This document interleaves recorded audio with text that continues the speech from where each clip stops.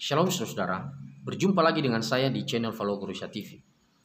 Seperti biasa, saya tidak menyampaikan materi dalam bentuk khotbah seperti dari atas mimbar, tapi ini hanya semacam buah pikiran untuk memperlengkapi kita memahami teks kita kali ini, yaitu 2 Korintus pasal 6 ayat 1 sampai dengan ayatnya yang ke-10.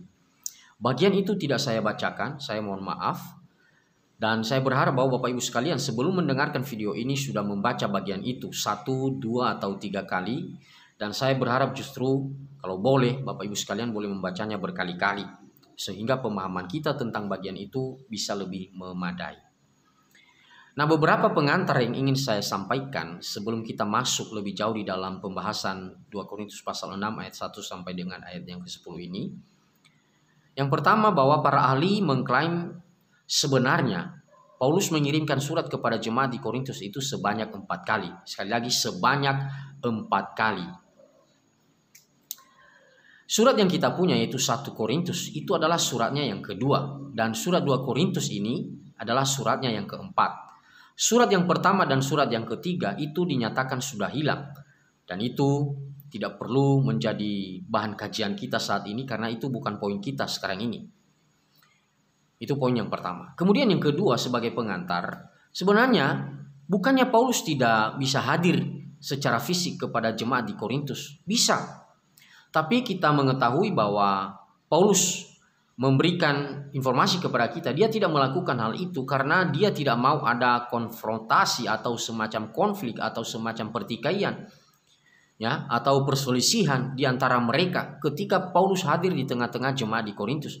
Karena Paulus sendiri menyadari dirinya ada kalanya kadang-kadang dia meledak-ledak, dia tidak bisa menahan emosi ketika dia tahu ada penyelewengan di sana, dia begitu keras berbicara dan itu bisa menimbulkan konflik, itu bisa menimbulkan semacam perselisihan dan Paulus tidak mau hal itu terjadi yang berujung pada duka cita. Nah, saya membaca bagian itu dalam 2 Korintus pasal 2 ayat 1 sampai dengan ayat yang kedua.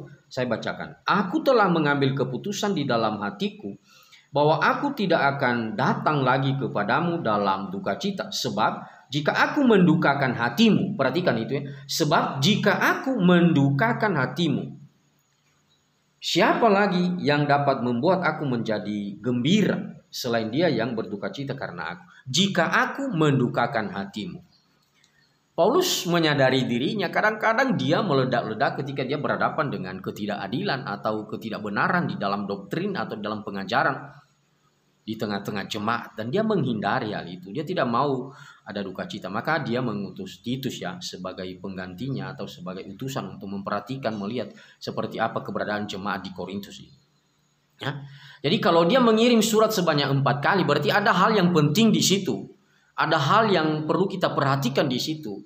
Karena Paulus begitu concern, memperhatikan sampai dia mengirimkan suratnya sebanyak itu.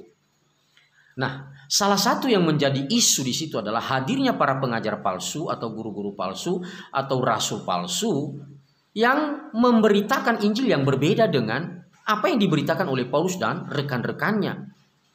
Sehingga itu berdampak di dalam sikap jemaat menghadapi Paulus. Mereka kadang meremehkan, mereka justru menghina pelayanan Paulus. Dan Paulus tidak mau hal itu terjadi dan berkembang, isu itu berkembang. Maka dia mengadakan semacam counter ya atau semacam pembelaan ya, semacam tanggapan terhadap situasi yang mereka hadapi di Korintus ini. Nah, jadi Paulus ingin supaya jemaat itu bisa menghargai pelayanan Paulus.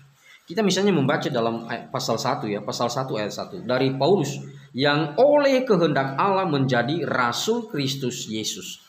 Paulus menjelaskan di awal suratnya ini bahwa saya ini melayani, saya menjadi rasul bukan karena keinginan sendiri, tapi ini karena Allah, karena Kristus, karena Tuhanlah yang membuat saya harus menjadi pelayannya. Dan itu cerita itu kita udah tahu ya di dalam Kisah Para Rasul pasal 9. Bagaimana cerita ketika Paulus pergi ke Damsyik dan tiba-tiba di tengah jalan dia ditangkap oleh Tuhan, ya. Dia pergi untuk mencari orang-orang Kristen, menangkap mereka, memenjarakan mereka. Tetapi di tengah jalan Tuhan menangkapnya. Jadi itu cerita itu ada di dalam Kisah Para Rasul. Saudara nanti bisa melihat itu.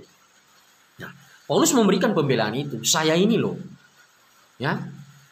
Nah, lawa bakal tengah si tagi-tagia, tengah. Tapi dia itu dipanggil oleh Allah. Pelayanan ini, tugas ini, menjadi rasul ini, itu adalah panggilan Tuhan. Itu adalah karya Kristus. Itu adalah anugerah Kristus. Itu adalah kepercayaan dari Kristus. Ya. Jadi Paulus ingin mengajarkan kepada jemaat Korintus, saya ini bukan menyodorkan diri untuk menjadi pelayan. Enggak. Saya ditangkap oleh Kristus dan mengutus saya untuk memberitakan kebenaran kepada Anda. Nah, itu pembelaan Paulus.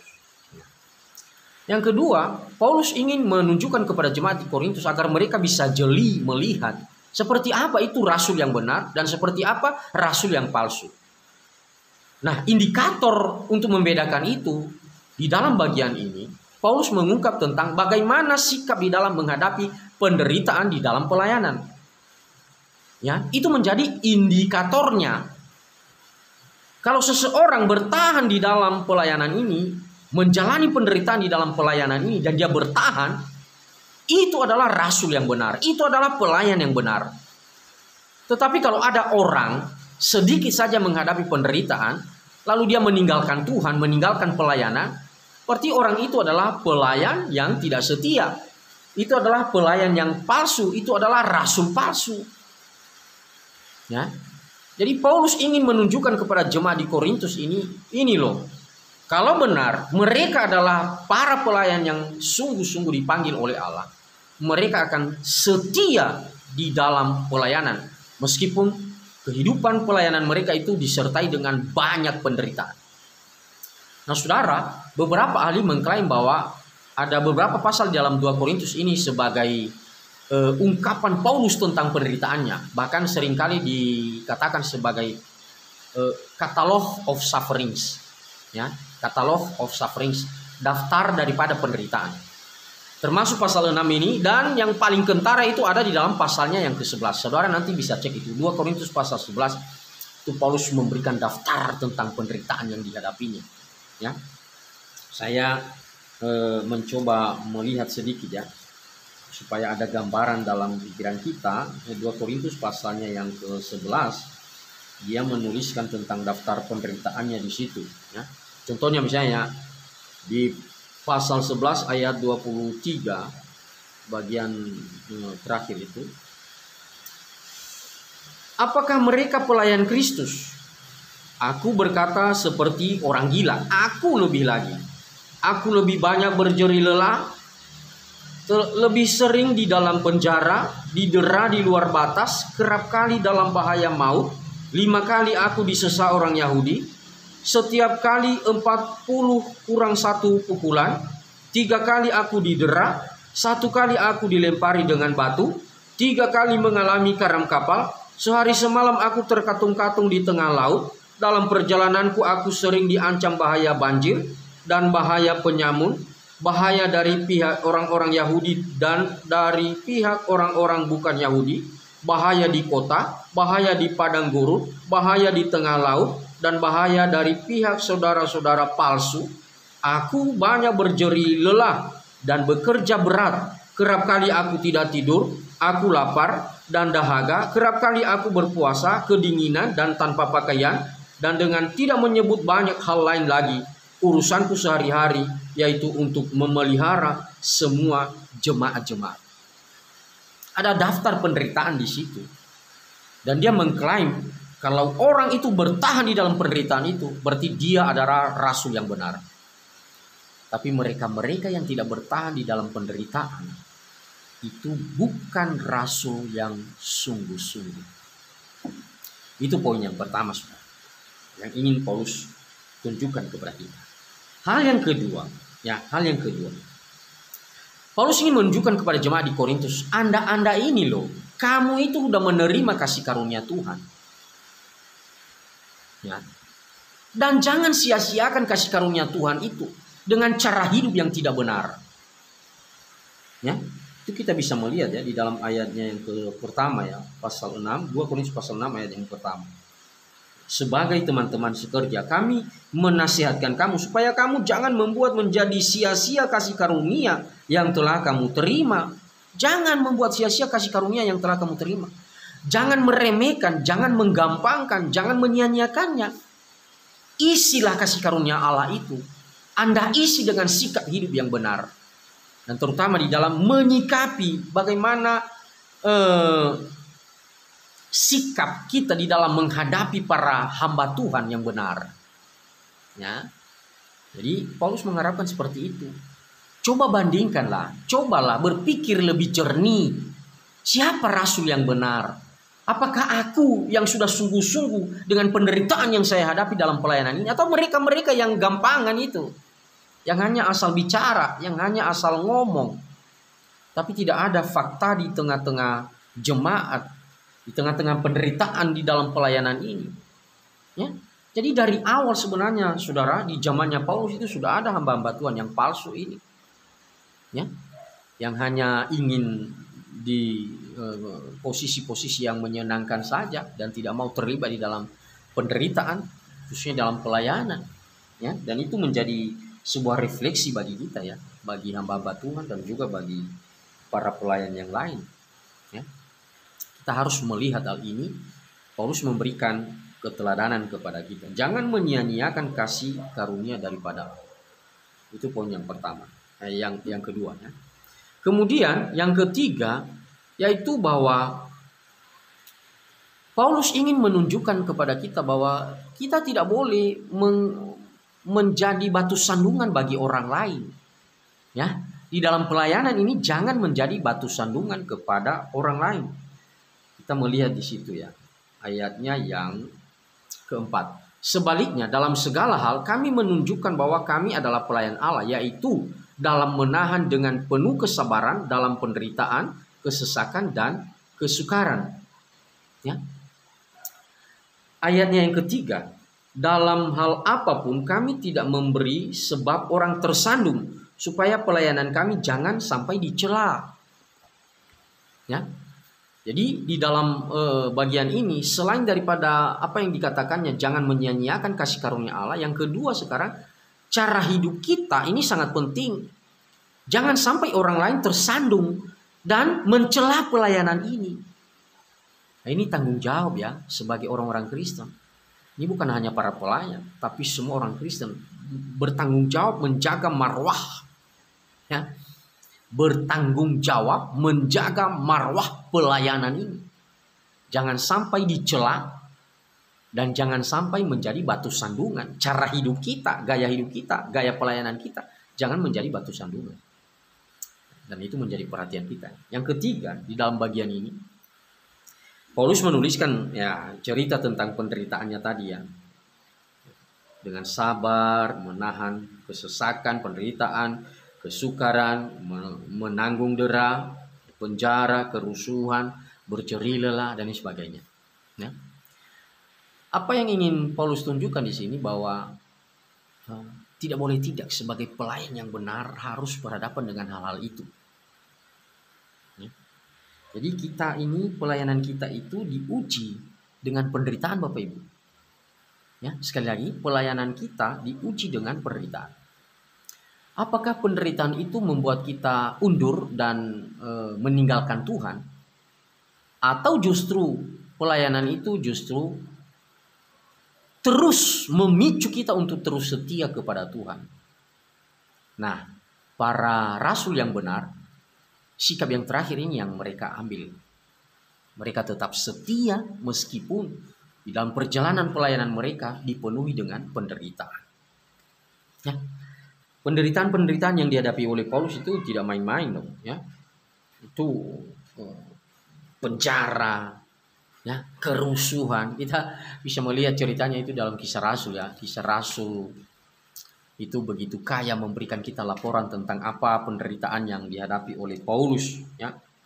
Termasuk di situ tadi mengenai keputusannya untuk melatih diri dalam berpuasa dan juga dalam kemurahan hati, ya.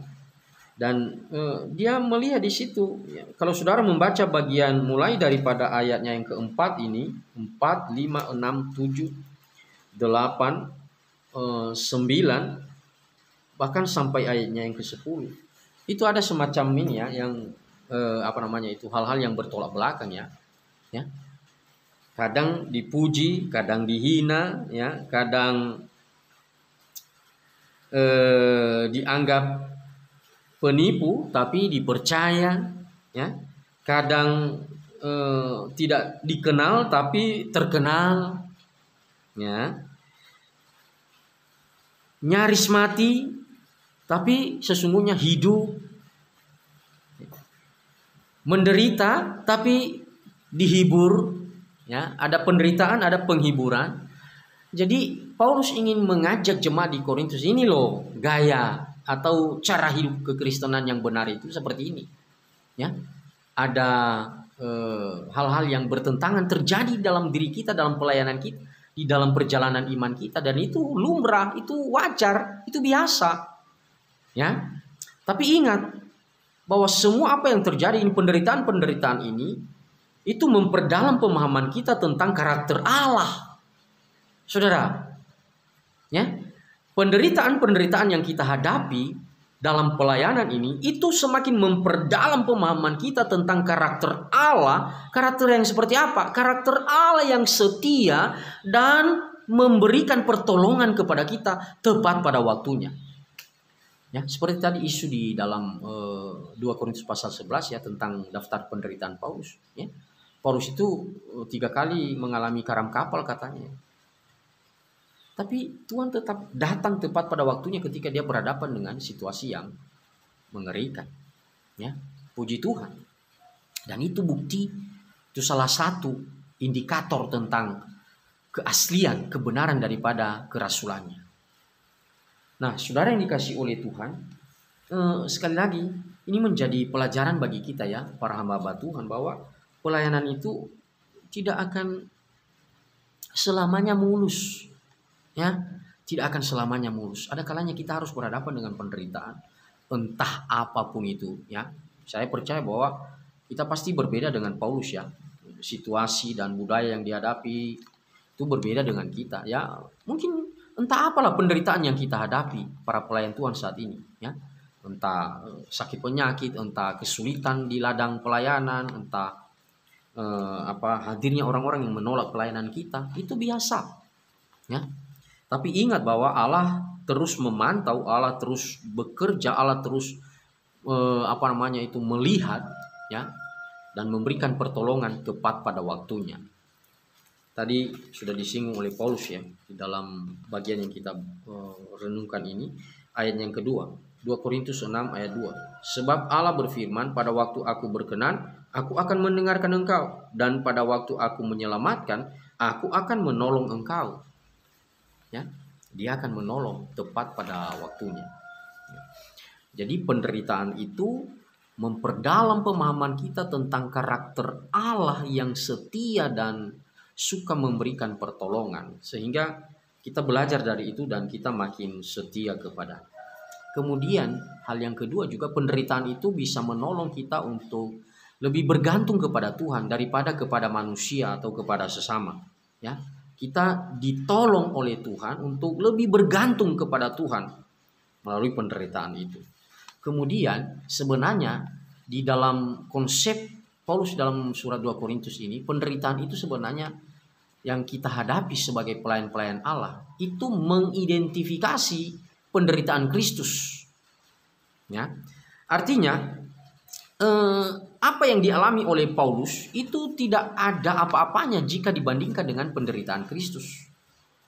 Nah, penderitaan yang dialami oleh Paulus itu untuk tubuh Kristus, ya, untuk tubuh Kristus, dan itu adalah bagian daripada atau terhisap di dalam penderitaan Kristus. Ya, kalau Kristus itu menderita karena umatnya, ya, Paulus juga menderita karena tubuh Kristus ini. Artinya ya sama. Ya. Jadi Paulus mengklaim itu bahwa penderitaan kita itu tidak jauh-jauh dari penderitaan Kristus. Ya. Hanya mungkin modelnya atau penderitaannya memang berbeda ya secara kualitas. Ya, Kristus itu mengalami penderitaan yang luar biasa. Tapi penderitaan kita juga para pelayan Tuhan sampai hari ini dalam pelayanan itu adalah bagian daripada penderitaan yang dihadapi oleh Kristus. Jadi kita terhisap di dalam penderitaan itu, ya. Jadi ada identifikasi di sana. Dan yang terakhir, saya ingin katakan bahwa penderitaan yang kita hadapi itu, kata Paulus, itu tidak kekal. Ya, ada batasnya. Ya, ada batasnya, ada masanya, ada waktunya. Jadi dalam menyikapi hal itu, penderitaan yang tidak kekal itu, kita harus berpikir dua hal. Yang pertama, bahwa penderitaan itu, cara Allah menyelesaikan penderitaan dalam diri kita bisa dalam dua hal, yaitu yang pertama, penderitaan itu diangkat dari kita, artinya dicabut dari kita. Penderitaan itu diangkat, ya, kita ditolong. Dan yang kedua, bisa saja juga penderitaan itu akan terus kita gumuli. Penderitaan itu yang pertama bisa diangkat, selesai, ya, kita ditolong, disembuhkan. Dan yang kedua, ditolong, penderitaan itu dijauhkan dari kita, ya, diselesaikan. Dan yang kedua, bisa saja juga penderitaan itu akan terus kita tanggung, ya, sampai benar-benar terlepas dari kita. Kita tidak akan alami lagi penderitaan itu, artinya ya sampai mati. Nah, saudara, dari apa yang Paulus sampaikan ini kita belajar sekali lagi hal yang sangat penting, yaitu bahwa di dalam pelayanan ini tidak mungkin tidak ada penderitaan. Kalau seorang pelayan itu benar, dia pasti akan berhadapan dengan penderitaan. Dan seperti apa dia menyikapi penderitaan itu, ya, dan itu dipicu atau didasari oleh bagaimana dia memahami keberadaan Allah di dalam penderitaan yang dihadapinya. Kalau seorang pelayan yang benar, dia akan terus bertahan dalam penderitaan karena dia yakini bahwa ada masanya, penderitaan itu ada masanya, dan ketika selesai penderitaan itu akan ada sukacita, ya. Jadi setiap penderitaan yang kita hadapi itu, setelah kita selesai menjalaninya, akan ada sukacita yang luar biasa, yang akan terus meneguhkan kita di dalam pelayanan. Sudahkah saudara setia dalam penderitaan? Jangan terbius oleh mereka-mereka yang mengajarkan bahwa ketika engkau menjadi Kristen, ketika engkau menjadi pelayan Allah, Anda akan menikmati kelimpahan terus-menerus, berkat-berkat materi yang melimpah. Tidak selalu, saudara. Ada kalanya justru hamba-hamba Tuhan, para rasul dalam perjanjian baru ini, bahkan dalam perjanjian lama juga, ya, para pelayan Tuhan, itu justru rentetan penderitaan itu tidak jauh-jauh dari kehidupan mereka. Dan itulah konsep yang benar sebenarnya, ya, dalam melayani Tuhan. Maka saudara dan saya akan berhadapan dengan hal-hal yang tidak kita inginkan, tapi Anda harus siap untuk menghadapinya. Tuhan memberkati. Amin.